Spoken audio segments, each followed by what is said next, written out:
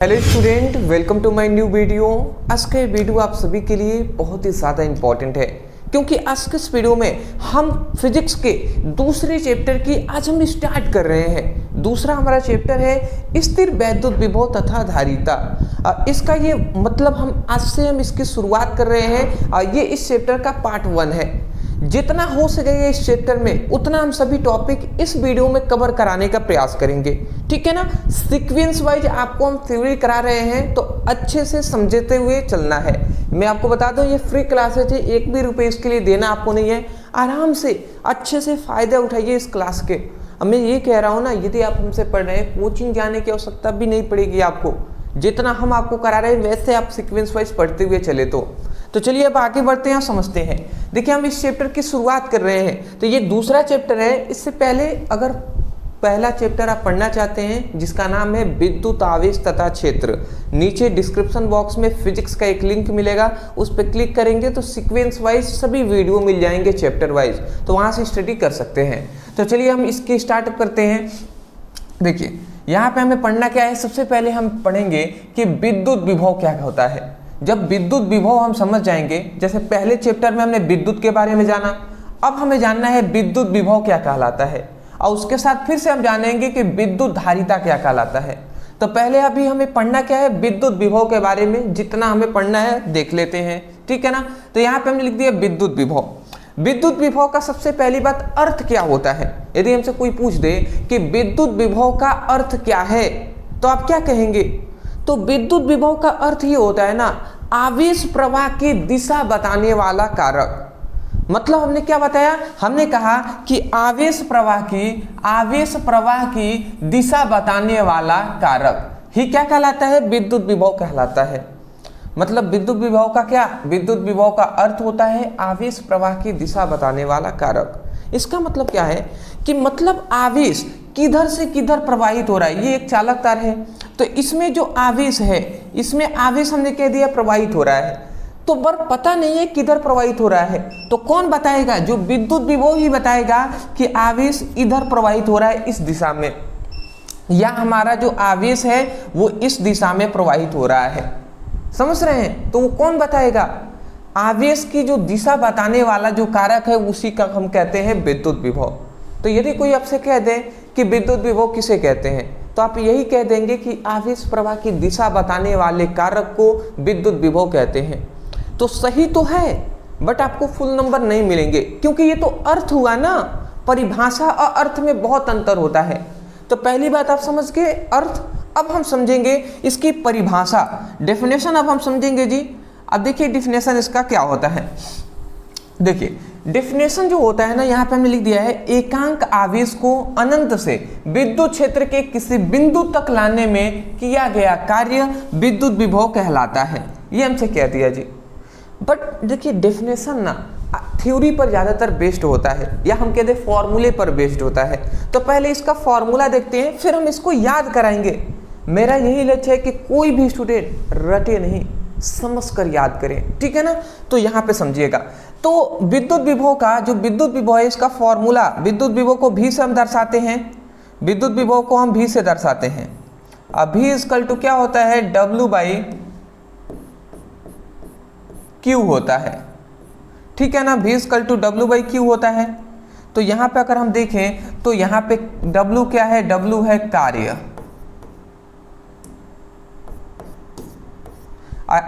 Q क्या है, Q है आवेश, ये क्या है, भी क्या है, विभव है, विद्युत विभव, ठीक है। इतनी बात आप समझ गए। यहाँ पे हमें ये बात बताया जाता है भी इक्वल टू W/Q, ये तो फॉर्मूला हो गया। यदि यहाँ पे जो हमारा आवेश दिखाई दे रहा है, यहाँ पे जो हमारा आवेश दिखाई दे रहा है, यदि हम आवेश के मान को हम एकांक ले लेते हैं, मतलब आवेश के मान को हम 1 ले लेते हैं। एक मतलब क्या होता है, एकांक हम कह सकते हैं या इकाई भी हम कह सकते हैं। तो यदि हमने आवेश को, जो आवेश है हमारा, यदि हमने आवेश के मान को 1 कर लिया तो उस समय पे यदि इसका नीचे वाला मान यदि 1 हो जाए Q के जगह पर, तो नीचे में 1 का कोई मतलब नहीं होता है, तो उस समय पर जो W होगा वो V के बराबर हो जाएगा। उस समय पर जो W होगा वो V के बराबर होगा कि नहीं होगा जी? तो बिल्कुल हो जाएगा। तो यहीं से हम परिभाषा, V क्या है यहाँ पे? विभव है, और ये W क्या है? ये है कार्य। तो यहाँ पे यही हमसे कहा जा रहा है कि देखिए, यही से हम यही परिभाषा कहेंगे कि एकांक आवेश को अनंत से विद्युत क्षेत्र के किसी बिंदु तक लाने में किया गया कार्य विद्युत विभव कहलाता है। समझ में आ रहा है? तो यहीं से हमें परिभाषा बोलना है कि एकांक आवेश को अनंत से, मतलब एकांक आवेश पर किया गया जो कार्य होता है वो विद्युत विभव कहलाता है। तो आप परिभाषा बोल देंगे एकांक आवेश पर किया गया कार्य विद्युत विभव कहलाता है। परंतु किस प्रकार का कार्य हो रहा है? तो अगर हम कार्य को अगर अच्छे से समझे कि एकांक आवेश पर किस प्रकार का कार्य हो रहा है, तो ये हमने एक विद्युत क्षेत्र मान लिया, ये एक सपोजिट हमने एक विद्युत क्षेत्र मान लिया है जो है ये एक विद्युत क्षेत्र है। मैं यहाँ पे नाम लिख दे रहा हूं विद्युत क्षेत्र, ये एक विद्युत क्षेत्र है, ये एक विद्युत क्षेत्र है। अब विद्युत क्षेत्र है, इसमें हमने एक एकांक धन आवेश को मान लिया, यहाँ पर एकांक धन आवेश है, और ये कहाँ पर है जी? तो ये एकांक धन आवेश जो है वो अनंत पर है, ठीक है ना? और ये क्या है? एकांक धन आवेश है।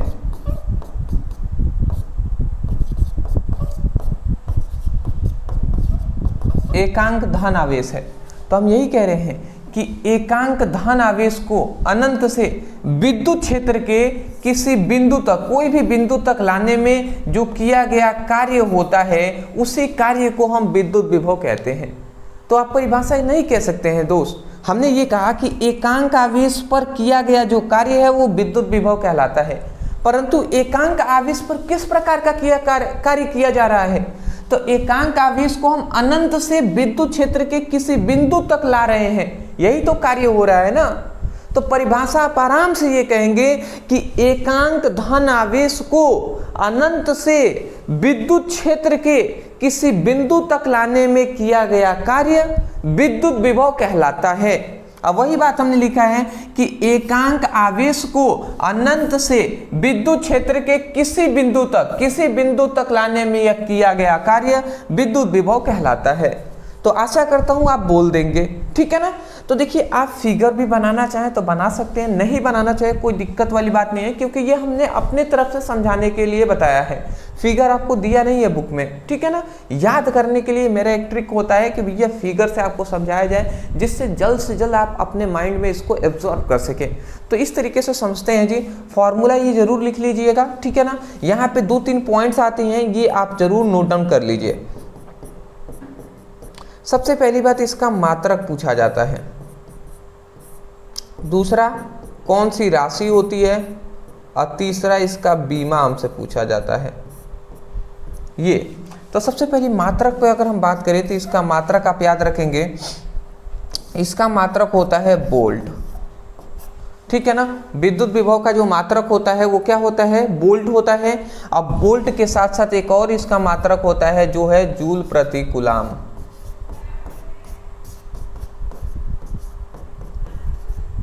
जूल प्रति कूलाम होता है। अब ये कैसे आया? तो कार्य का मात्रक होता है जूल, आवेश का मात्रक होता है कूलाम, तो जूल प्रति कूलाम आ गया। तो ये आप याद रखें। राशि कौन सी राशि होती है? तो ये आप याद रखेंगे, यह एक अदिश राशि होती है। अदिश राशि, अदिश राशि का मतलब कि जिसमें केवल परिमाण हो, दिशा ना हो, उसे अदिश राशि कहते हैं। बीमीय सूत्र इसका क्या होता है? तो ये भी बात आप याद रखेंगे कि ML2 T-3 A-1, ये इसका बीमीय सूत्र होता है, ML2 T-3 A-1, ठीक है ना। तो इतना आपको याद रखना है। तो चलिए, हमारा सबसे पहली बात बेसिक जो टॉपिक था कि विद्युत विभव किसे कहते हैं, जिसके बारे में हमने टोटल एक्सप्लेन कर दिया। जैसे अर्थ जाना, फिर परिभाषा जान लिया, फिर फॉर्मूला जाना, फिर से हमने फिगर से समझाया, मात्रक, राशि, बीमीय सूत्र समझ लिया। मतलब विद्युत विभव पर जिस तरीके से क्वेश्चन पूछा जा सकता था उस तरीके से हमने पूरा डिस्कस कर लिया है। यहाँ पर एक और क्वेश्चन पूछा जा सकता है, 1 वोल्ट का परिभाषा। तो 1 वोल्ट का परिभाषा आप क्या कह देंगे? आप कह सकते हैं कि एकांक, मतलब आप ये कह सकते हैं कि एक कूलाम, यहाँ पे हम ये कह सकते हैं यदि आपसे पूछ दे 1 वोल्ट का परिभाषा, यदि आपसे पूछ दे, यहाँ पे देख लीजिए एक और परिभाषा हम बता दे रहे हैं। देखिए सब चीज़ों ना मेरा एक ही मतलब वो मेरा कहना होता है कि बाबू रटना भी नहीं है, समझकर याद करना है। और दूसरी बात, सभी को मतलब ऐसा नहीं है कि आपको अलग से हम बता रहे हैं, सब मतलब समझे हुए तब जाकर हम बता रहे हैं। तो मैं चाहता हूँ आप खुद समझें, और समझे रहेंगे तो हमेशा आप बता पाएंगे और समझा भी पाएंगे। अगर कोई आपसे पूछ दे 1 वोल्ट का परिभाषा या वोल्ट किसे कहते हैं, ये आपसे कोई पूछ दे, तो आप क्या कहेंगे? तो आप कहेंगे यदि यहाँ पे जो आवेश का मान है, आवेश के मान को यदि हम 1 कूलाम ले लेते हैं, मतलब 1 कूलाम आवेश हमने ले लिया, 1 कूलाम हमने आवेश ले लिया है। तो जब 1 कूलाम आवेश को, ठीक है ना, 1 कूलाम यहाँ पे मान लेते हैं कि आवेश का मान हमने 1 कूलाम ले लिया, 1 कूलाम, ठीक है ना। ये एकांक अवधान आवेश हम यहाँ पे नहीं ले रहे हैं, हम यहाँ पर 1 कूलाम आवेश ले रहे हैं। 1 कूलाम हमने आवेश ले लिया। तो जब हम 1 कूलाम आवेश को अनंत से विद्युत क्षेत्र के किसी बिंदु तक लाने में जो किया गया कार्य हो, यदि वो 1 जूल का हो, किया गया कार्य 1 जूल हो, किया गया कार्य 1 जूल हो, ठीक है ना, किया गया जो कार्य है वो 1 जूल हो, तो उस विभव पर उस विभव को हम क्या कहते हैं, उस मतलब 1 जूल हो तो उस कार्य को ही हम क्या कहेंगे, 1 वोल्ट कहेंगे। समझ में आ रहा है?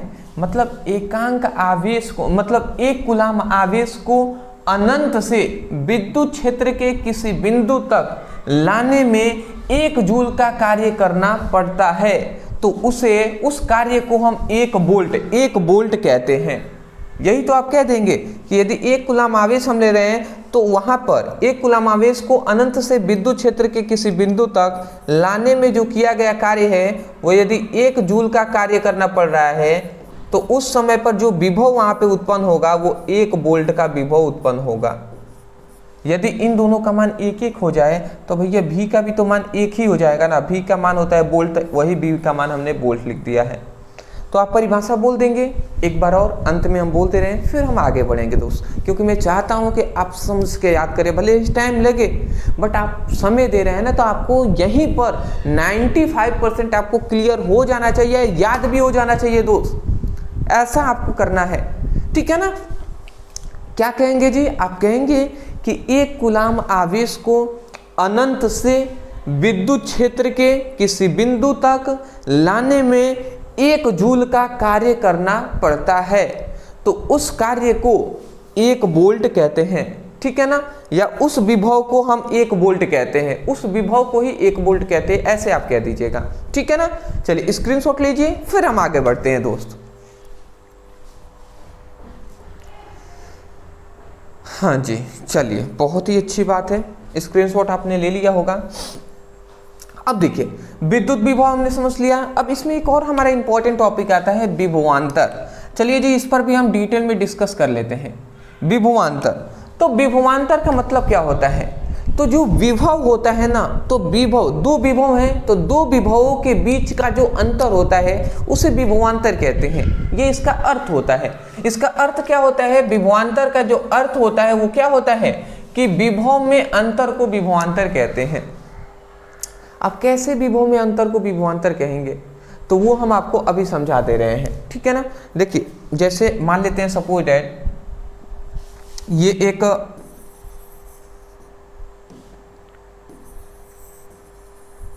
एक हमारा विद्युत क्षेत्र है, विद्युत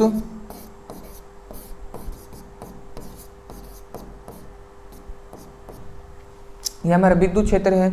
अब विद्युत क्षेत्र में हम 2 पॉइंट्स ले लेते हैं, एक ये पॉइंट्स हो गया, एक ये पॉइंट्स हो गया, ठीक है ना। अब ये मान लेते हैं ये A पॉइंट्स है और ये हमारा B पॉइंट्स है। ये जो पॉइंट्स है इस पर हम मान लेते हैं विद्युत क्षेत्र है, तो जाहिर सी बात है इस पर जो विभव उत्पन्न होगा वो VA उत्पन्न हो रहा है, और इस पर जो उत्पन्न हो रहा है वो हम मान लेते हैं VB उत्पन्न हो रहा है। ये विभव उत्पन्न हो रहे हैं, मान लेते A बिंदु है, इस पर विभव है VA, और B बिंदु है, इस पर विभव है VB। तो यहाँ पे 2 विभव आपको दिखाई दे रहा है ना, तो हम यही कह रहे हैं कि इन दोनों विभवों का जो अंतर होगा, मतलब ये दो विभव है, एक है VA है और एक है VB, तो इन दोनों विभवों का जो अंतर होता है वही विभव कहलाता है, विभवांतर कहलाता है। समझ में आ गया?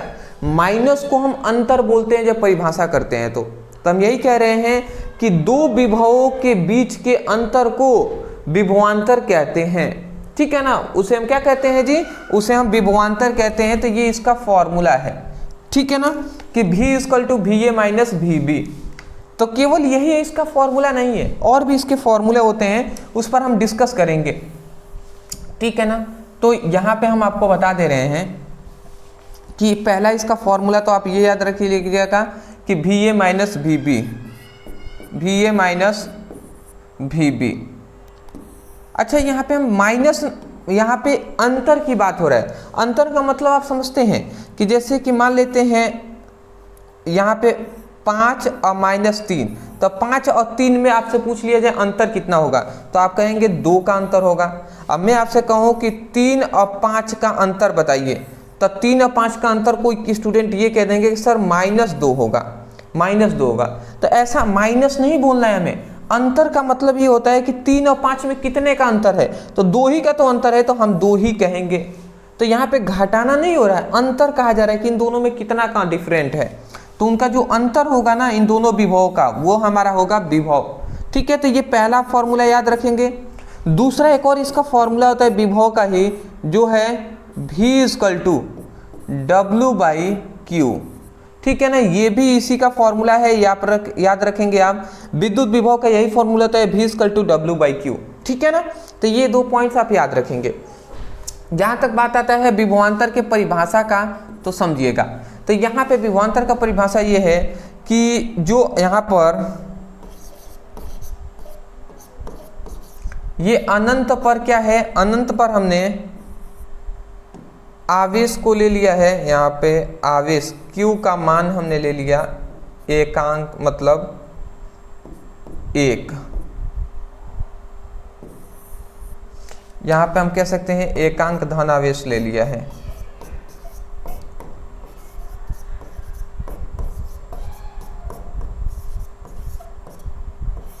तो यहाँ पे अगर आप देखें तो हमने एकांक धन आवेश को हमने यहाँ पर लिया हुआ है जो अनंत पर है। तो हम ये कह रहे हैं कि एकांक धन आवेश को अनंत से विद्युत क्षेत्र के, याद रखेंगे, एकांक धन आवेश को विद्युत क्षेत्र के किसी एक बिंदु से दूसरे बिंदु तक लाने में किया गया जो कार्य होता है, उस कार्य को ही हम विभवांतर कहते हैं। मतलब हम यहाँ से यहाँ तक ला रहे हैं तो उसका कार्य नहीं कह रहे हैं। जब हम अनंत से लाएंगे कोई आवेश को, तो एक बिंदु से हम दूसरे बिंदु तक जब लाएंगे तो इन दोनों के बीच में जो कार्य हो रहा है वो हमारा क्या कहलाएगा, वो हमारा विभवांतर कहलाएगा। समझ रहे हैं ना। विभव का हमने परिभाषा भी वो बोला था कि एकांक धन आवेश को अनंत से विद्युत क्षेत्र के किसी बिंदु तक लाने में किया गया कार्य विभव कहलाता है। परंतु हमें विभवांतर करना है तो हम ये कह रहे हैं कि एकांक धन आवेश को अनंत से विद्युत क्षेत्र के किसी एक बिंदु से दूसरे बिंदु तक ले जाने में किया गया कार्य विभवांतर कहलाता है। आशा करता हूं आप समझ के होंगे। यही बात हमने लिखा है कि एकांक आवेश को अनंत से विद्युत क्षेत्र के किसी एक बिंदु से दूसरे बिंदु तक ले जाने में किया गया कार्य विभवांतर कहलाता है। समझ गए होंगे। यहाँ पे 3 पॉइंट्स आप नोट डाउन कर लीजिएगा, बेटर रहेगा आपके लिए। मात्रक, राशि और बीमा या बीमीय सूत्र भी कह देते हैं। तो मात्रक किसका याद रखेंगे, मात्रक होता है वोल्ट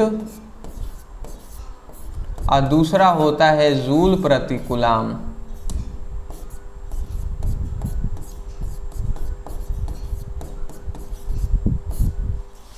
राशि याद रखेंगे ये अदिश राशि होता है और इसका बीमीय सूत्र याद रखेंगे mL2T-3 A-1 होता है। ये सब है जी, तो ये आप याद रखेंगे। ये सभी पॉइंट्स हैं, ये सभी पॉइंट्स हैं जिसको आपको याद रखना है। अब आप सोच रहे होंगे सर यही तो सेम टू सेम आपने विद्युत विभव में भी तो बताया है। तो हाँ जी, विद्युत विभव का जो ये मात्रक राशि विमीय सूत्र होता है, यही सेम टू सेम विमीय सूत्र मात्रक राशि विभवांतर का भी होता है। स्क्रीनशॉट ले लें। चलिए जी, अच्छी बात है। तो यहाँ तक आपने समझ लिया है। तो आपके लिए एक आवश्यक बात मैं बता दूं, जो भी स्टूडेंट बिहार बोर्ड की स्टूडेंट है, जो भी स्टूडेंट बिहार बोर्ड की स्टूडेंट है, उनके लिए ये ज़्यादा बेनिफिशियल है। तो वो आप ज़रूर देख लीजिए। वो क्या है? वो है हमारा जो पीडीएफ नोट्स हम आपको प्रोवाइड कर रहे हैं बोर्ड एग्जाम 26 के लिए, बोर्ड एग्जाम 2026 के लिए हम प्रोवाइड कर रहे हैं। देख सकते हैं आप। सबसे पहली बात, बिहार बोर्ड इंटर परीक्षा 2026 के लिए हम ये प्रोवाइड कर रहे हैं। जो स्टूडेंटों का लक्ष्य है 95% लाना, ठीक है, या अच्छे नंबर से पास होना, वो जरूर इस नोट्स को बाय करेंगे। देखिए इसमें हम क्या प्रोवाइड कर रहे हैं। सबसे पहली बात तो यहाँ पे हम फिजिक्स केमिस्ट्री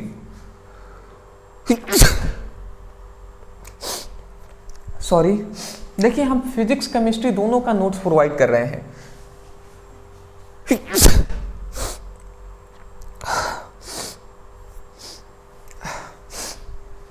सॉरी, थोड़ी सी सर्दी टाइप की हो गई है। चलिए कोई नहीं।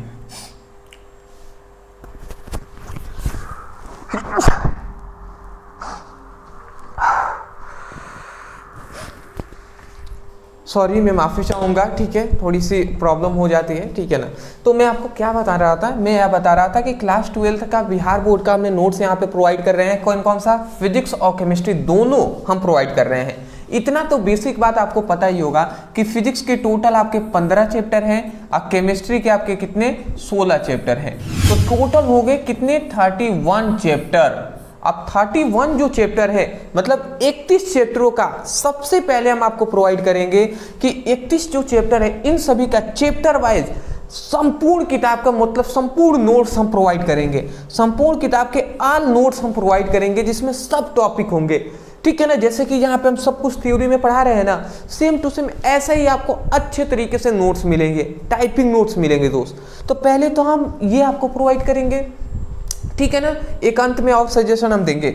उसके बाद जिसके पास समय अभी जैसे समय है तो आप जरूर लेंगे तो इस नोट्स से पढ़ाई कीजिएगा।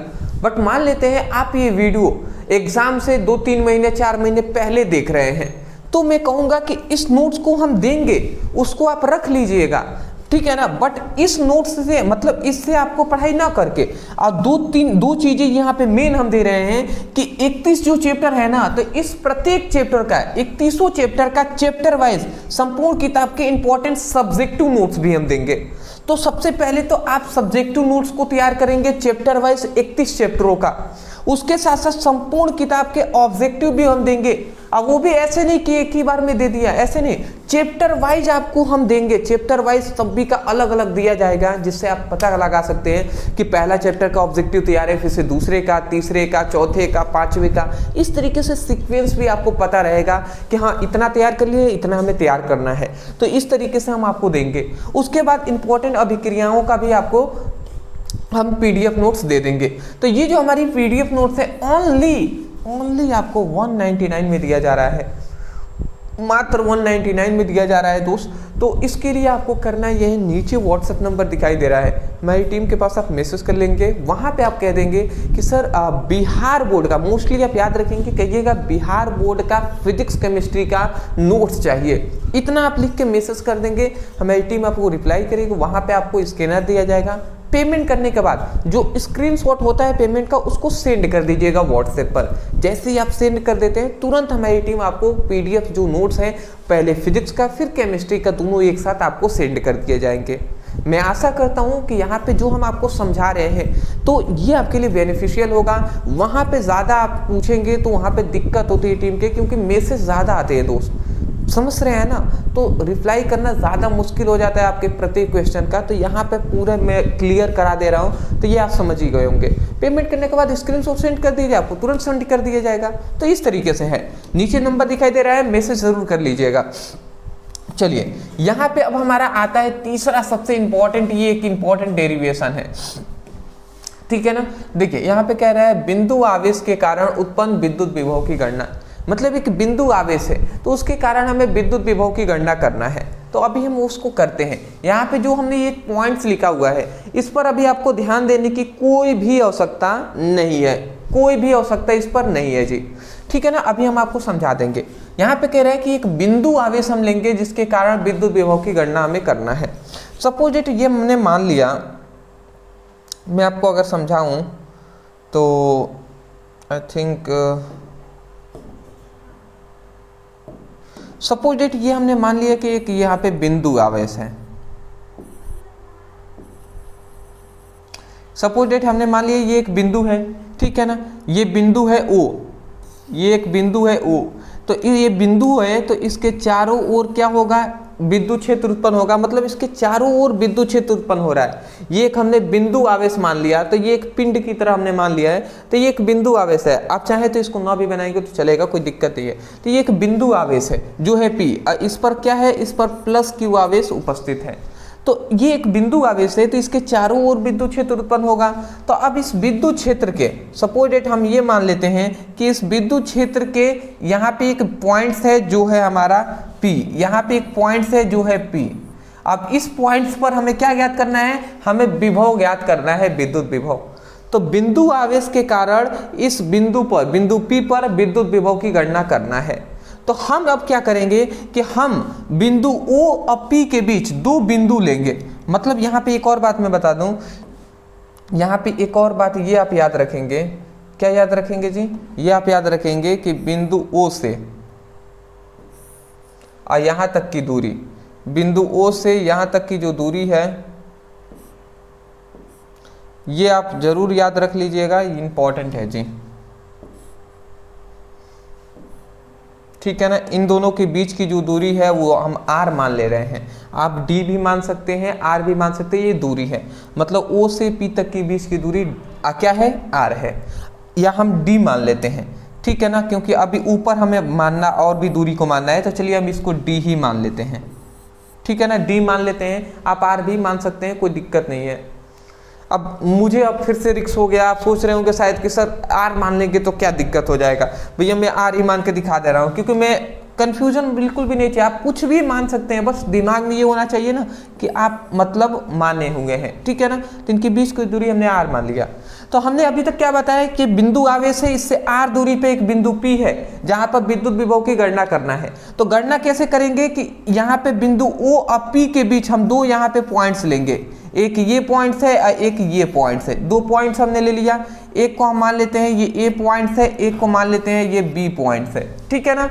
इन दोनों के बीच की जो दूरी है इसको हमने dx मान लिया, ठीक है। इन दोनों के बीच की दूरी को dx मान लिया। अब बिंदु O से B तक की दूरी, बिंदु O से B तक की जो दूरी है, बिंदु O से B तक की जो दूरी है उसको हमने x मान लिया, ठीक है ना। तो इतना बात अगर आप समझ गए हैं तो आपका काम कंप्लीट हो जाएगा। यही फिगर आपको मोस्टली समझना था। एक बार और मैं आपको एक्सप्लेन कर दूं, चलिए कर देते हैं। माना एक बिंदु आवेश है जिस पर प्लस Q आवेश, माना एक बिंदु आवेश है, ठीक है ना। माना एक बिंदु O है जिस पर प्लस Q आवेश उपस्थित है, ठीक है ना। तो माना एक बिंदु O है जिस पर प्लस Q आवेश उपस्थित है और बिंदु O से R दूरी पर एक बिंदु P है जहां पर क्या है, यहाँ पर हमें एक एकांक धन आवेश की गणना करना पड़ेगा। यहाँ पर एकांक धन आवेश उपस्थित है, यहाँ पे क्या है जी, एकांक धन आवेश उपस्थित है, ठीक है ना। यहाँ पे हम मानेंगे, ऐसे यहाँ पे है नहीं, मतलब हम मानते हैं कि यहाँ पे है। क्यों हम मानते हैं जी, क्योंकि जब तक हम यहाँ पे एकांक धन आवेश नहीं मानेंगे तब तक हम विद्युत विभव की गणना नहीं कर पाएंगे। तो इसलिए हम मानते हैं कि इस बिंदु P पर एकांक धन आवेश उपस्थित है, ठीक है ना। तो हम यही कह रहे हैं कि माना, अब ध्यान से समझेंगे, यहाँ पे मैं बता रहा हूँ। सबसे पहले लिखा गया है कि माना एक बिंदु O है जिस पर प्लस Q आवेश उपस्थित है, इतना बात बोल देंगे। तो देखिए यहाँ पे हमने लिखा है माना एक बिंदु O है जिस पर प्लस Q आवेश उपस्थित है, ठीक है ना। फिर से यहाँ पे लिखा गया है कि बिंदु O से D दूरी पर स्थित एक बिंदु P है। तो बिंदु O से D दूरी, यहाँ पे D भी मान सकते हैं, R भी मान सकते हैं। तो चलिए यहाँ पे हम R ही लिख देते हैं। तो बिंदु ओ से बिंदु ओ से आर दूरी पर एक बिंदु P है, जहां पर एक बिंदु क्या है P है, जिस पर एकांक धन आवेश उपस्थित है, जिस पर क्या है एकांक धन आवेश उपस्थित है। हमने कहा ना इस पर एकांक धन आवेश उपस्थित है, बट हम यहाँ पे दिखाएंगे नहीं, ठीक है ना, ऐसा हम मानते हैं कि यहाँ पे एकांक धन आवेश उपस्थित है। फिर से यहाँ पे लिखते हैं तथा बिंदु O से P, बिंदु O और P के बीच दो बिंदु A व B हैं, मतलब बिंदु O और P के बीच दो बिंदु A व B हैं जिनकी बीच की दूरी dx है। तो यहाँ पे फिर से हमने लिखा है कि A व B के बीच की दूरी dx है, A व B के बीच की दूरी dx है, तथा बिंदु O से B तक की दूरी x है, और तथा बिंदु O से B तक की दूरी है वो हमारा x है, ठीक है ना। तब बिंदु P पर उत्पन्न विद्युत विभव की गणना करनी है, ठीक है ना। या तब बिंदु P पर उत्पन्न विद्युत विभव के व्यंजक ज्ञात करना है, इतना आप लिख देंगे काम चल जाएगा। तो बताइए इतना जो हमने ये बातें ऊपर लिखा है ये इस फिगर से आप नहीं बोल देंगे। चलिए आप ऊपर हम ना देखकर मैं आपको बोल रहा हूँ इस फिगर को देखकर आप इतना कहेंगे, माना एक बिंदु O है जिस पर प्लस की आवेश उपस्थित है, बिंदु O से R दूरी पर एक बिंदु P है जहां एकांक धन आवेश उपस्थित है, तथा बिंदु O और P के बीच की दूरी, मतलब यहाँ से ऐसे कहेंगे बिंदु O और P के बीच दो बिंदु A व B हैं और इनके बीच की दूरी dx है, तथा बिंदु O से B तक की दूरी x है। तब बिंदु P पर उत्पन्न विद्युत विभव का व्यंजक, इतना लिख देंगे आप। इतना आप लिख सकते हैं ना माना कि करके। देखिए दोस्त लिखना अनिवार्य है, जब तक आप इसको एक्सप्लेन नहीं करेंगे फिगर तो नंबर आपके कटने के चांसेस होंगे। मैं चाहता हूं कि आप मेहनत ही कर रहे हैं तो अच्छे से मेहनत करें जिससे आपको फुल नंबर मिले। तो इतना समय हमने इसलिए दिया क्योंकि आपको इसको छोड़ना नहीं है, इतना लिखना है। इसको लिखने के बाद फिर ये फिगर बनाइएगा। चलिए अब हम सबसे पहले गणना करते हैं। तो यहाँ पे हम लिखते हैं गणना।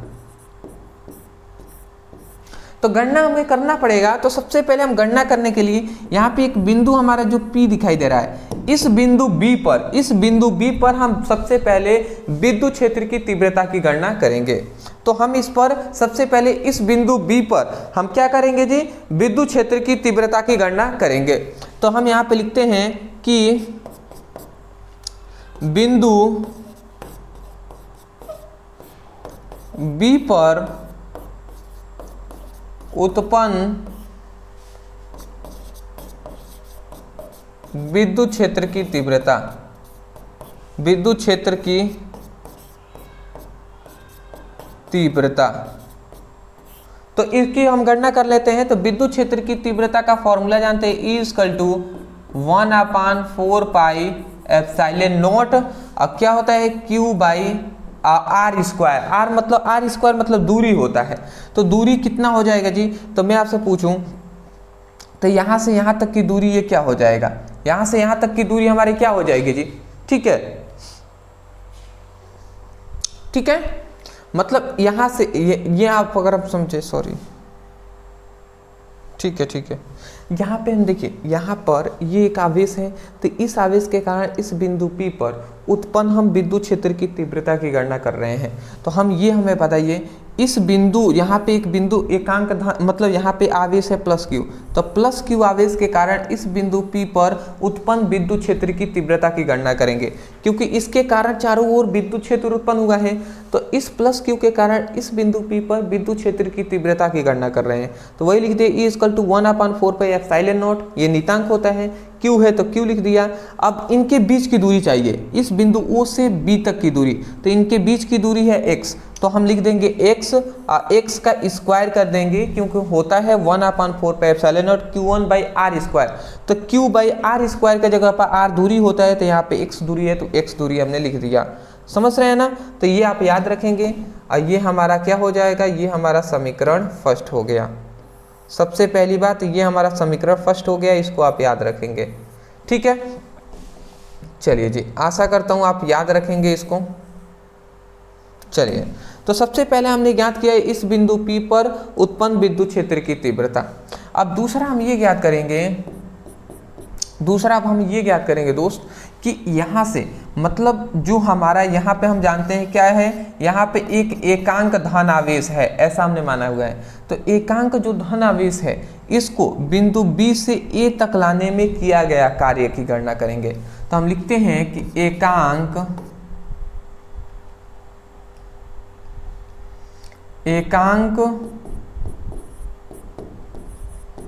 धन आवेश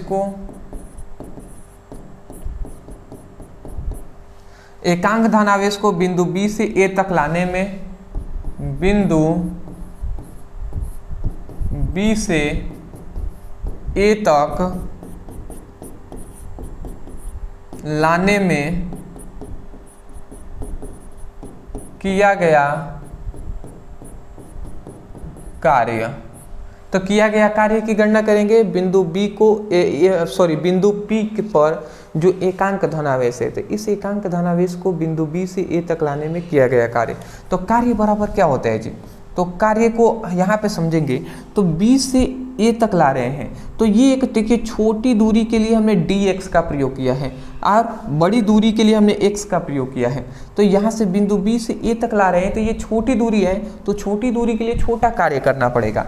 तो कार्य के लिए तो हम w यहाँ पे लिखेंगे, कार्य के लिए हम यहाँ पे w लिख रहे हैं, परंतु आगे हम d लगा देंगे क्योंकि ये छोटा कार्य हम ज्ञात कर रहे हैं। तो कार्य बराबर क्या हो जाएगा, बल गुणे विस्थापन होता है। तो बल यहाँ पे हम लिख देंगे बल और गुणे विस्थापन। तो विस्थापन क्या हो रहा है, बिंदु B से A तक ला रहे हैं, तो ये dx यही तो विस्थापन हो जाएगा। तो ये dx हमने यहाँ पे लिख दिया, परंतु यहाँ पे आगे हम ना माइनस का चिन्ह हम लगाएंगे, यहाँ पे एक माइनस का चिन्ह लगाएंगे। अब आप कहेंगे सर माइनस यहाँ पे क्यों लगा रहे हैं, तो देखिए माइनस इसलिए लगाया जा रहा है क्योंकि ये प्रतिकर्षण करने को लिए दिखा रहा है कि यहाँ पे प्रतिकर्षण बल लग रहा है।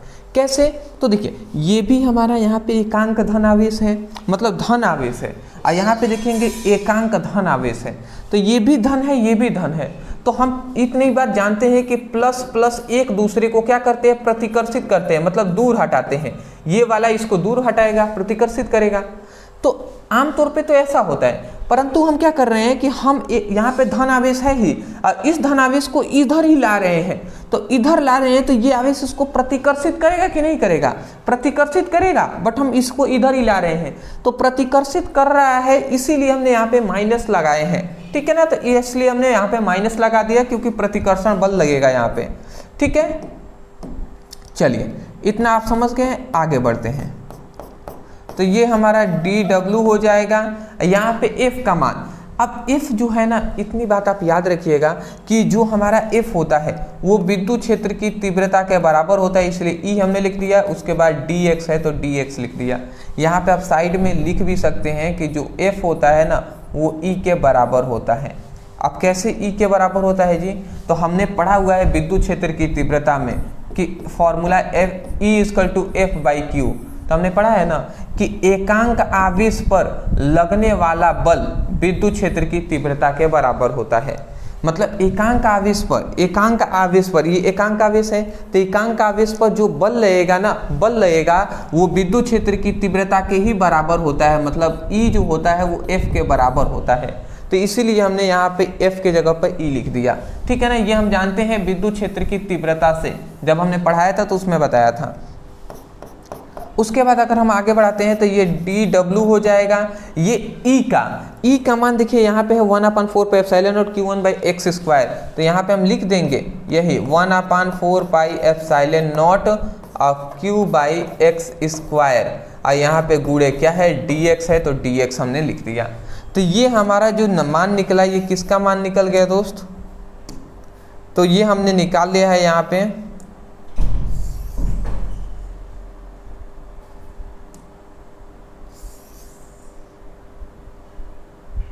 ये हमने निकाल लिया है यहाँ पे,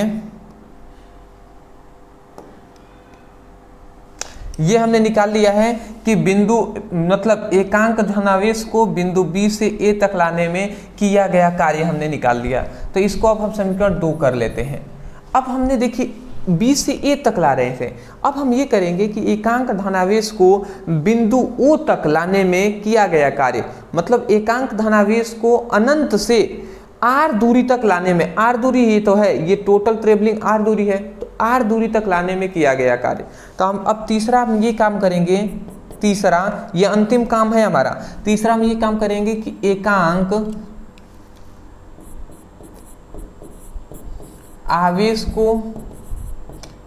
आवेश को अनंत से, कहाँ से ला रहे हैं जी? तो यहाँ पे हम सिंबल से दर्शा दे रहे हैं कि अनंत से r दूरी तक लाने में किया गया कार्य। तो ये हो जाएगा। तो एकांक आवेश को हम अनंत से r दूरी तक ला रहे हैं तो उसमें किया गया कार्य। तो अब कार्य की हम गणना कर लेते हैं। तो यहाँ पे अगर हम देखें अच्छे तरीके से, तो यहाँ पे हम देख लीजिए, तो यहाँ पे हम कार्य की गणना करेंगे। तो यहाँ से अनंत से r दूरी तक ला रहे हैं तो ये टोटल बड़ा कार्य हो रहा है, तो इसलिए बड़ा कार्य के लिए हम कैपिटल W लिखेंगे। और कार्य तो बड़ा कार्य के लिए हम क्या करते हैं, जो छोटा कार्य हमने निकाला है ना कि B से A तक लाने में किया गया कार्य, इसका यदि हम समाकलन कर देंगे तो ये हमारा टोटल कार्य निकल जाता है, ठीक है ना। तो हम इसका समाकलन कर देते हैं। तो ये हमारा समाकलन हो गया, समाकलन dW, तो हमने यहाँ पे लिख दिया dW। अब dW का एक छोटा सा कार्य का उसको समाकलन कर दे रहे हैं, ठीक है ना।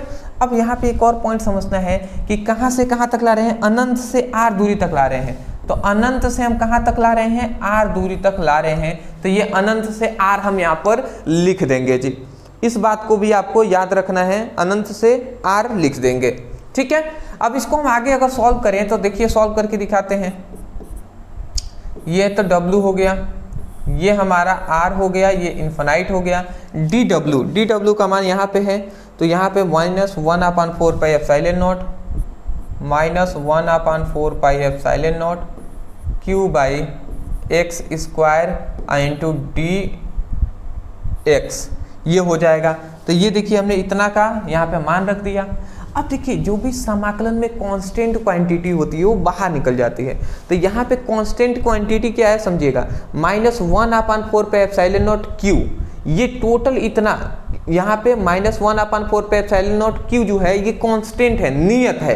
तो नियत है तो ये बाहर निकल जाएंगे। तो अगर ये बाहर निकलता है तो W इक्वल टू, तो ये बाहर निकल जाएगा समाकलन से, तो ये क्या हो जाएगा -1/4 पाई एप्सिलॉन नॉट, और ये क्या हो जाएगा Q हो जाएगा, इतना निकल गया। और ये अनंत से D हमारा हो जाएगा, सॉरी D नहीं R दूरी है ना, और नीचे ये 1/x स्क्वायर और dx हो जाएगा, इतना हो गया। अब समझिएगा इसको अगर हम आगे और सॉल्व करें तो W इक्वल टू ये -1/4 पाई एप्सिलॉन नॉट हो जाएगा, 4 पाई एप्सिलॉन नॉट हो जाएगा। ये सॉरी Q भी तो है, तो यहाँ पे Q हमने लिख दिया। और उसके बाद अनंत से ये R हो जाएगा।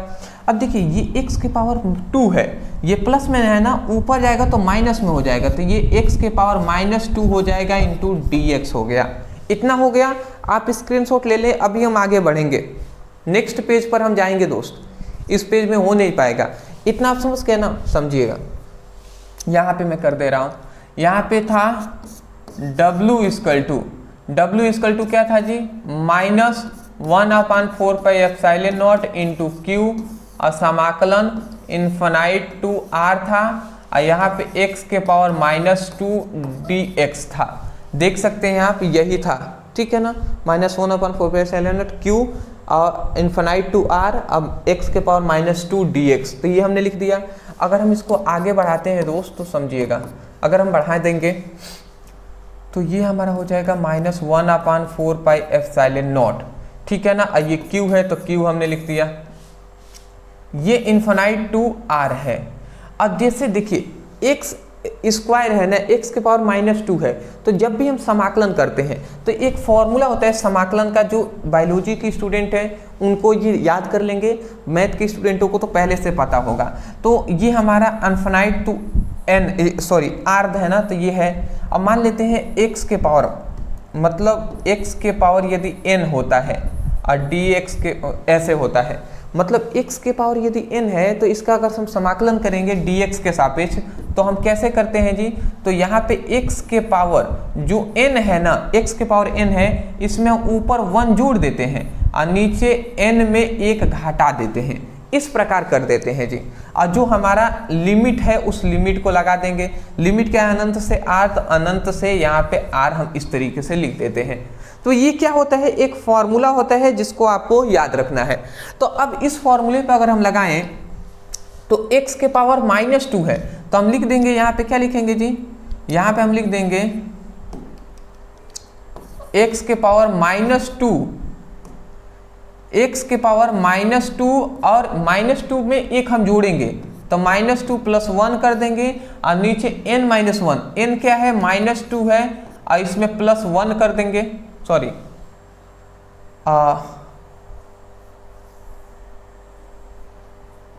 हाँ प्लस, सॉरी x +1 -3 हो जाएगा क्या,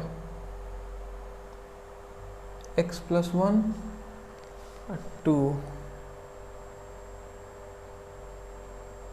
हाँ गलत हो रहा है क्या कहीं,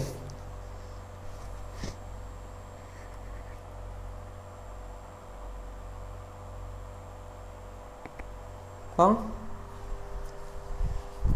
नहीं गलत नहीं हो रहा, जानते हैं फॉर्मूला में ही हमने गलत कर दिया। x +1, x फिर से n+1 होता है, यहाँ पे n+1 होता है, मतलब ऊपर भी n+1 नीचे भी n+1 ही होता है, तो यहाँ पे भी n+1 कर देंगे।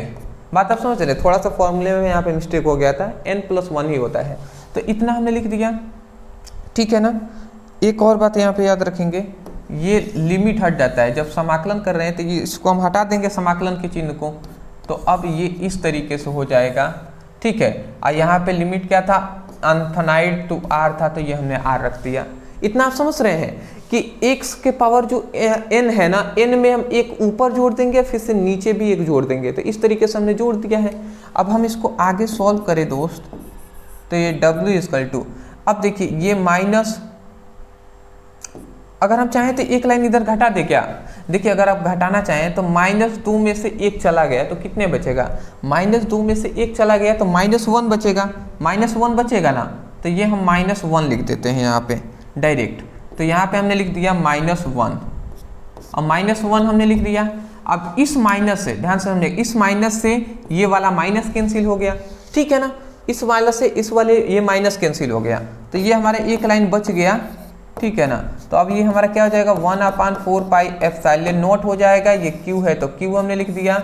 और ऊपर x के पावर -2 में से 1 चला गया तो क्या बचेगा, -1 ही तो बचेगा, -1 बचेगा। और नीचे क्या है, 1 है, 1 का कोई मतलब होता नहीं है, तो ये ओनली क्या बचा, x के पावर -1 बचा, ये इनफिनाइट टू r बचा, तो ये हमने लिख दिया। देखिए हम जानते हैं इतना कि ऊपर में -1 है, इसको नीचे लाएंगे, तो नीचे लाएंगे तो ये कैपिटल W = 1/4πε0, ये Q हो जाएगा। और ये ऊपर से नीचे आएगा ना, तो ये नीचे ऊपर है प्लस माइनस में 1, नीचे आएगा तो प्लस में 1 हो जाएगा, तो x के प्लस में यहाँ पे 1 हम लिख भी सकते हैं, नहीं भी लिखेंगे तो चलेगा, क्योंकि सभी के अंक में ऊपर 1 होता है घात, ये बात हम जानते हैं। इनफिनाइट टू r है तो ये हमने r लिख दिया। अब हम यहाँ पे क्या रखेंगे, अब यहाँ पे हम लिमिट रख देंगे, तो ये हमारा 1/4πε0 हो गया, ये q हो गया। अब यहाँ पे r के जगह पे हम क्या रख देंगे, अब हम इसकी लिमिट पुटअप करेंगे और देख लेंगे जी क्या निकल रहा है। तो लिमिट हम पुटअप करके देख लेते हैं, तो अनंत से r दूरी तक ला रहे हैं, तो इसको हम x के जगह पर पहले हम r रख देंगे, फिर से माइनस हम क्या रख देंगे, यहाँ पर अनंत रख देंगे, तो x के जगह पर पहले r रख दिया, फिर से 1/x के जगह पर अब अनंत रख देंगे, तो ये हमने रख दिया। अब देखिए अनंत से x में गुणा करेंगे ना तो 0 हो जाएगा, तो ये टोटल ये जो वैल्यू है, इतने वैल्यू को हम 0 मान लेते हैं, तो ये 0 हट गया। तो यहाँ पे अब क्या आ जाएगा, यहाँ पे आ जाएगा कैपिटल W = ये आ जाएगा 1/4πε0, और ये क्या हो जाएगा, Q1 में गुणा हो जाएगा, तो ये Q हो जाएगा, और ये R है तो R हो जाएगा, तो ये हमारा हो गया जी, ठीक है ना। यहाँ पर ये हमारा प्रूव्ड हो गया, ये हमारा क्या हो गया, प्रूव्ड हो गया R का मान, ठीक है ना। तो यहाँ पे हमारा, यहाँ पे समझिएगा, यहाँ पे हमने R का मान ज्ञात किया है, मतलब क्या अभी तक हमने ज्ञात किया है कि एकांक आवेश को अनंत से r दूरी तक लाने में किया गया कार्य ज्ञात किए हैं। बट यहाँ पे हमसे कह रहे हैं कि बिंदु आवेश के कारण उत्पन्न विद्युत विभव की गणना करना है और हमने कार्य अभी तक ज्ञात किया है। अभी तक हमने क्या ज्ञात किया, अभी तक कार्य ही ना ज्ञात किया है। तो यहाँ पे एक और चीज आपको मैं बता दूं कि जो कार्य होता है, हम ये भी बात जानते हैं, ये भी बात आपका हो ही गया है, हम इतना चूंकि हम जानते हैं, हम क्या जानते हैं जी कि जो कार्य होता है वो विद्युत विभव के बराबर होता है, ये बात हम जानते हैं। तो बताइए W की जगह पर भी हम लिख सकते हैं, तो बिल्कुल लिख सकते हैं। तो यही हम लिख देंगे V इक्वल टू, अब फिर से ये जो है 1/4 पाई एप्सिलॉन नॉट, तो ये हम लिख देते हैं 1/4 पाई एप्सिलॉन नॉट और Q/R है, तो ये हमने Q/R रख दिया। तो ये हमारा विद्युत विभव का मान निकल गया जी, ये हमारा विद्युत विभव का मान निकल गया, ठीक है ना। और ये हमारा प्रूव्ड हो गया। तो यही है बिंदु आवेश के कारण विद्युत विभव का मान 1/4 पे एप्सिलॉन नॉट Q/R। तो इसको आप याद रखेंगे। आप कहेंगे सर W V के बराबर कैसे आ गया, तो अभी हमने विद्युत विभव पढ़ा था, तो विद्युत विभव का हमने फॉर्मूला बताया था कि क्या बताया था जी, V इक्वल टू W/Q। तो यदि एकांक आवेश हो तो उस समय पर जो कार्य होगा वो V के बराबर होगा, मतलब V जो है वो W के समानुपाती है ना, समानुपाती मतलब इक्वल ही, तो इसीलिए यहाँ से विद्युत विभव से ही ये आया हुआ है। तो आशा करता हूँ दोस्त कि ये एक इम्पॉर्टेंट डेरिवेशन है, लॉन्ग तो है ही, बट क्या है ना बाबू, कुछ भी है पढ़ना तो पड़ेगा ना, पढ़ना तो पड़ेगा दोस्त, मेहनत तो करना ही पड़ेगा। यदि सफलता चाहिए तो मेहनत तो करना ही पड़ेगा, क्योंकि सफलता कहता है, मान लेते हैं आप कुछ चीज़ें मांग रहे हैं, तो मान लेते हैं कुछ चीज़ें आपको चाहिए, तो उसके लिए क्या आप त्याग सकते हैं, यही वही त्याग तो आपको सफलता दिलाएगा। अगर मान लेते हैं कि आपको क्या करना है, आपको मान लेते हैं अच्छा नंबर लाना है अपने एग्ज़ाम के लिए, तो आप उसके लिए क्या क्या कर सकते हैं, क्या उसको पाने के लिए आपको क्या करना चाहिए। जैसे आप पहले रह रहे हैं वैसे ही रहेंगे तो क्या आपको सफलता मिलेगी, तो बिल्कुल भी नहीं है। तो आपको उसको त्यागना होगा कुछ चीज़ों को, जैसे कि मान लेते हैं आपको नींद आ रही है तो नींद को त्याग कर पढ़ाई करना पड़ेगा, आपको थोड़ा सा एक्स्ट्रा मेहनत करना पड़ेगा, आपको थोड़ा कम सोना पड़ेगा, थोड़ा अधिक एफर्ट करना पड़ेगा, थोड़ा अधिक मेहनत भी करना पड़ेगा। तो इस तरीके से सब करेंगे और कंसिस्टेंट रहेंगे तब जाकर सफलता मिलेगी दोस्त। आशा करता हूँ आप समझ रहे होंगे। स्क्रीनशॉट ले लें, आगे बढ़ेंगे हम। चलिए अच्छी बात है, ये ले लिए होंगे तो ये भी ले लीजिए। चलिए जी, ले लिए ना। तो अभी तक हमने विद्युत विभव के बारे में जाना, अब हम ये जानेंगे कि विद्युत विभव को प्रभावित करने वाले कारक, मतलब विद्युत विभव किस किस चीज़ों पर निर्भर करता है। तो सबसे पहली बात यहाँ पर अगर हम आते हैं तो यहाँ पे अगर हम देखें तो ऊपर वाला देखिए, ऊपर वाला जो होता है वो समानुपाती हो जाएगा और जो नीचे है वो व्युत्क्रमानुपाती। तो देखिए सबसे पहली बात भी जो है ना, मैं यहीं से बता दे रहा हूँ कि विद्युत विभव है वो आवेश के समानुपाती होता है, ये बात आप समझ गए पहली पॉइंट्स। और दूसरी बात, जो विद्युत विभव जो होता है वो आर के क्या होता है, व्युत्क्रमानुपाती होता है, ये आप समझ जाइए। तो 2 पॉइंट्स यहाँ पे समझ में आ गया। समानुपाती का मतलब यदि हम आवेश के मान को बढ़ाएंगे तो विद्युत विभव का मान बढ़ेगा, और यदि आवेश के मान को घटाएंगे तो विद्युत विभव का मान भी घटेगा, ठीक है ना। तो ये एक पहला पॉइंट्स। दूसरी बात, जो दूरी के मान को यदि हम बढ़ाएंगे, दूरी के मान जितना बढ़ाएंगे उतना ही विभव का मान घटेगा, व्युत्क्रमानुपाती का ये मतलब होता है। मतलब दूरी के मान को बढ़ाएंगे विभव का मान घटेगा, यदि दूरी के मान को हम जितना घटाएंगे उतना ही विद्युत विभव का मान बढ़ेगा, ये अपोजिट है जी, ठीक है ना। अब कहाँ पर दूरी के मान को हम बढ़ाएंगे घटाएंगे, तो यहाँ पे जो R, यहाँ से बिंदु O से P तक की जो दूरी है यही ना है R। तो यदि इस दूरी को हम जितना बढ़ाएंगे ना विद्युत विभव का मान घटेगा, और दूरी को कम करेंगे तो विद्युत विभव का मान बढ़ेगा, ठीक है। यहाँ पे एक और चीज आप याद रखेंगे, तीसरा, कि जो विद्युत विभव होता है वो इसमें परावैद्युत पदार्थ भी अगर हम रख देते हैं कि, तो उसके भी क्या होता है, समानुपाती होता है। मतलब परावैद्युत पदार्थ के समानुपाती होता है। इसका मतलब यदि हम परावैद्युत पदार्थ के मान को बढ़ाते हैं, लाते हैं कोई परावैद्युत पदार्थ का, तो हमारा यहाँ पे विद्युत विभव बढ़ जाता है। तो ये 3 पॉइंट्स है जी। चलिए एक एक पॉइंट्स को हम यहाँ पर डिस्कस कर लेते हैं। यहाँ पे हमने लिखा हुआ है विद्युत विभव को प्रभावित करने वाले कारक। सबसे पहला यहाँ पे कौन है जी? तो सबसे पहला यहाँ पे देख लीजिए, कह रहा है कि विद्युत विभव, क्या कह रहा है कि विद्युत विभव आवेश के समानुपाती, आवेश के समानुपाती होता है। मतलब विद्युत विभव है वो आवेश के क्या होता है? आवेश के समानुपाती होता है। इसका समानुपाती का मतलब क्या है? अर्थात विद्युत विभव को बढ़ाने पर आवेश का मान बढ़ता है। मतलब यदि विद्युत विभव का मान बढ़ाएंगे तो आवेश का भी मान बढ़ेगा, यदि विद्युत विभव के मान को घटाएंगे तो आवेश का भी मान घटेगा, यही इसका मतलब है। तो प्रभावित कर रहा है कि नहीं आवेश? बिल्कुल कर रहा है। दूसरा कह रहा है कि विद्युत विभव दूरी के व्युत्क्रमानुपाती होता है। मतलब विद्युत विभव है वो दूरी के क्या होता है? ये r दूरी है, दूरी के व्युत्क्रमानुपाती होता है। दूरी के क्या होता है? दूरी के व्युत्क्रमानुपाती होता है। ये हमने लिख दिया जी। इसका मतलब क्या है? कि इसका मतलब है कि दूरी बढ़ाने पर विद्युत विभव का मान घटता है। यदि हम दूरी के मान को अगर हम बढ़ाएंगे तो विभव का मान घटेगा, और यदि दूरी के मान को घटाएंगे तो विभव का मान बढ़ेगा। यही होता है व्युत्क्रमानुपाती का मतलब।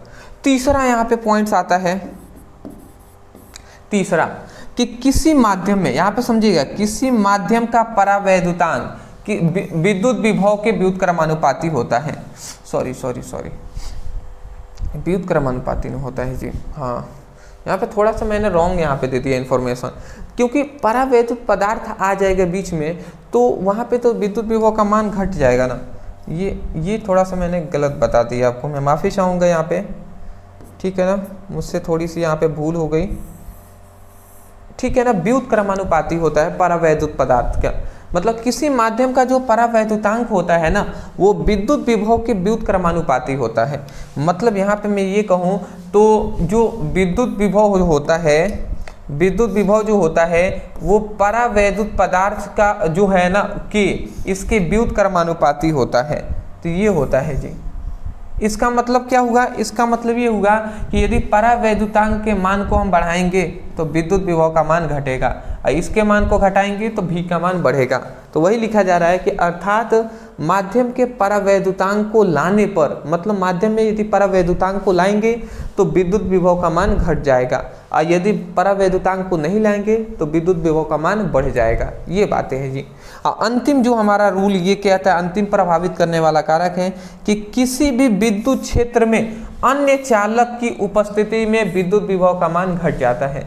मतलब कोई भी विद्युत क्षेत्र है उसमें यदि हमने कोई दूसरा चालक ला दिया बाहर से तो वहां पे तुरंत विद्युत विभव का मान घट जाएगा, और यदि हम नहीं लाते हैं तो वहां पे विद्युत विभव का मान बढ़ा हुआ रहेगा। तो ये बातें हो गई जी। आशा करता हूं कि आपको समझ में आ गया होगा कि विद्युत विभव को प्रभावित करने वाले ये सभी कारक। देखिए मैं बहुत ही आराम से प्यार से सब कुछ समझाने का बताने का प्रयास करता हूं, जिससे मैं ये चाहता हूं कि कोई भी स्टूडेंट रटे नहीं बल्कि समझ कर याद करें। मैं आशा करता हूं कि आपको सब कुछ समझ में आए होंगे। अदरवाइज मैं यही कहूँगा, वीडियो पसंद आया है तो वीडियो को लाइक करने के साथ साथ चैनल पर नए होंगे चैनल को जरूर सब्सक्राइब कीजिएगा, क्योंकि आपके लिए बिहार बोर्ड के स्टूडेंटों के लिए ये चैनल ओपन किया गया है। अदरवाइज मेरा यूपी के लिए एक चैनल है, आपको पता होगा, जहाँ पे बहुत सारे स्टूडेंट यूपी के, एमपी के, राजस्थान, झारखंड बोर्ड, ठीक है ना, छत्तीसगढ़ बोर्ड, एमपी बोर्ड, ये सब वहाँ पे पढ़ाई करते हैं। ब्रदर सर नाम से है, जिस पर 1 लाख से अधिक स्टूडेंट जुड़े हुए हैं। तो ये ओनली बिहार के लिए ओपन किया गया है, तो आपका मेरा सपोर्ट कर देंगे तो बेटर रहेगा। डिस्क्रिप्शन बॉक्स में फिजिक्स की, केमिस्ट्री का, हिंदी का लिंक है, आइए वहाँ से क्लिक करके पढ़ाई कीजिए। हाँ, एक आवश्यक बात है, ये आप जरूर मैं बता दूँ, ये नोट्स अभी तक आपने मैसेज नहीं किया है, नीचे नंबर दिखाई दे रहा है, तुरंत मैसेज कर लीजिए, और वहाँ पे पेमेंट करने के बाद तुरंत आपको PDF नोट सेंड कर दिया जाएगा। ओनली कितना है जी? ओनली आपको 199 है। ओनली 199 में फिजिक्स केमिस्ट्री दोनों मिल जाएंगे। तो प्रत्येक स्टूडेंटों को लेना है जो बोर्ड एग्जाम 2025 की तैयारी कर रहे हैं, और मोस्टली बिहार बोर्ड के स्टूडेंटों को। तो चलिए दोस्त, thank you so much for watching this video. Thank you.